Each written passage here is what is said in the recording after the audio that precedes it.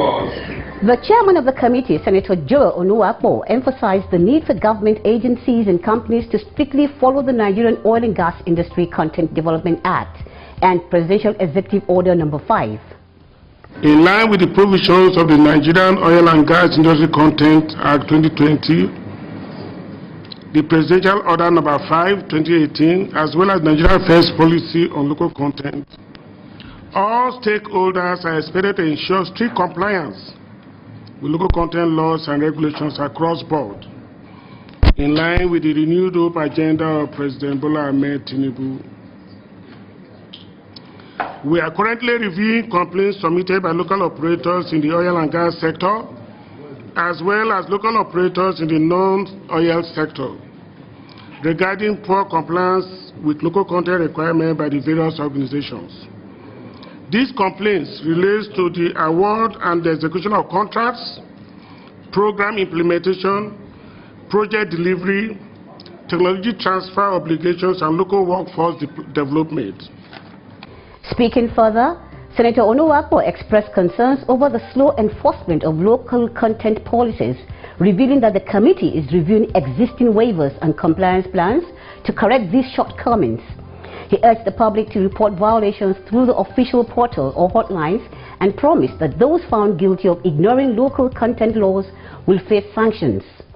This undermines our ability to create jobs, retain value within the country, and build competitive local capacity.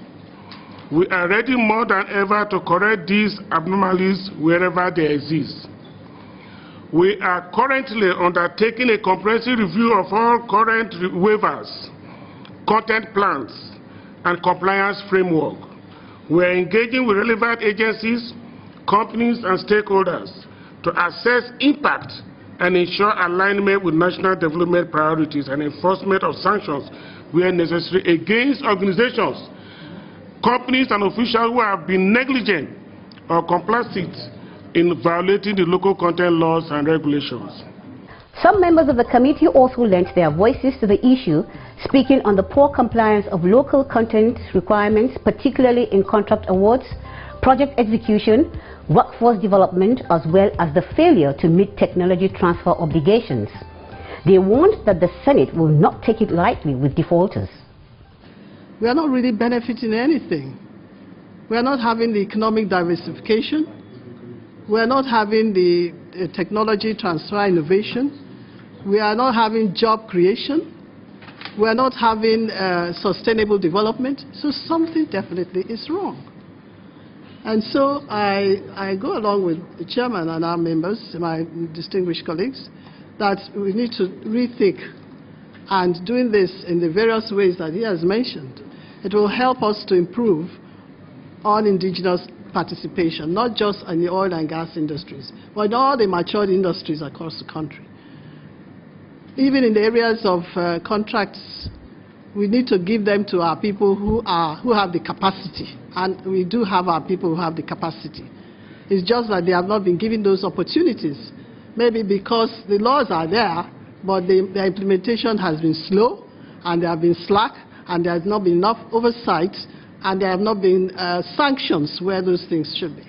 Now it will require that we show political will, and in the case of the Senate, we exercise our oversight powers to compel all employers to obey these laws. And it is not going to be achieved only by sermon. My experience has taught me one thing: what people do that profit them, you can't sermonize them out of it. But with the combined power of enlightenment and sanction, I emphasize sanction, people will understand that these laws are meant to be obeyed. When the president signs an executive order, it's not a love letter. It is an order, as the name proclaims. So I think working with you, sir, Committee on Interior, and also as a member of this committee, I'm very proud of what you have said and your total commitment and the commitment of my distinguished brothers and sister senators. And I think for the media, what we expect you to help us do is to let Nigerians know that they don't need to lament away what is not right.